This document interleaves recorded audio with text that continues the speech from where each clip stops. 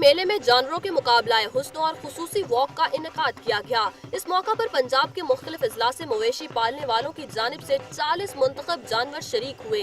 Bablu, Zara और सोनू नामी बैलों की जोड़ी ने न सिर्फ मुकाबला हुस्न जीते बल्कि वो अपनी खूबसूरती, वजन और कद काट की वजह से अवाम की तवज्जो का मरकज बने रहे। मुकाबले में शरीक जानवरों ने रैंप पर अपने मालिकान के हमरा खूबसूरत कैट वॉक भी की